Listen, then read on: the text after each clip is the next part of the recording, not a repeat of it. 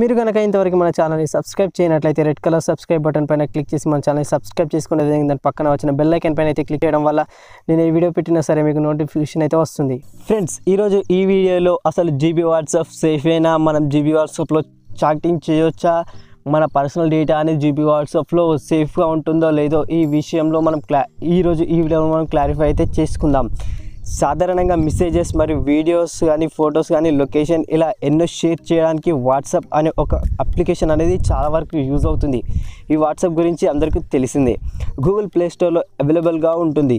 కానీ చాలామంది foundmodes.com అనే ఒక అఫీషియల్ వెబ్సైట్ నుంచి అప్లికేషన్స్ ఇన్స్టాల్ చేసుకొని వాడుతూ ఉంటారు.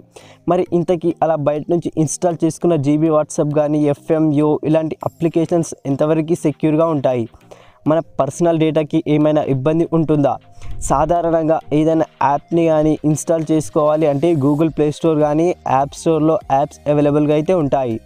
అలా గూగుల్ ప్లే స్టోర్లో ఉన్న యాప్స్ని చెక్ చేసిన తర్వాత ప్లే స్టోర్లో అవైలబుల్గా అయితే ఉంచుతారు. యూజర్స్కి సెక్యూర్గా సేఫ్గా ఉండేటువంటి అప్లికేషన్స్ని మాత్రమే అందులో ఉంచుతారు.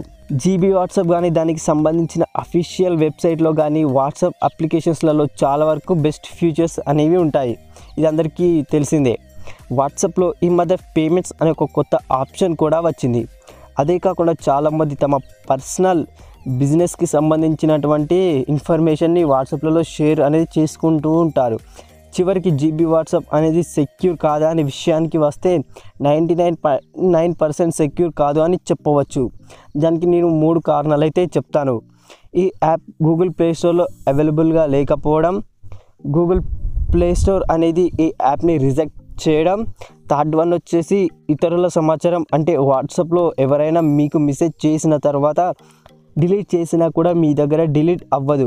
కాబట్టి ఇతరుల పర్సనల్ డేటాకి సెక్యూరిటీ అనేది లేదని చెప్పొచ్చు.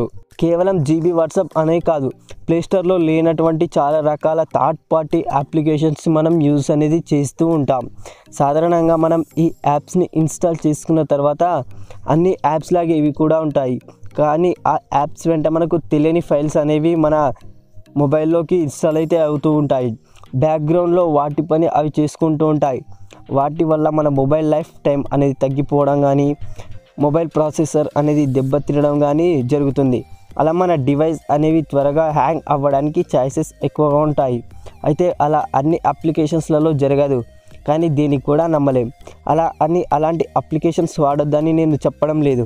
అలాంటి యాప్స్లలో పేమెంట్స్కి సంబంధించినటువంటి విషయాలు షేర్ చేయడం, పర్సనల్ ఇన్ఫర్మేషన్ షేర్ చేయడం అనేది మాత్రం చేయకూడదు.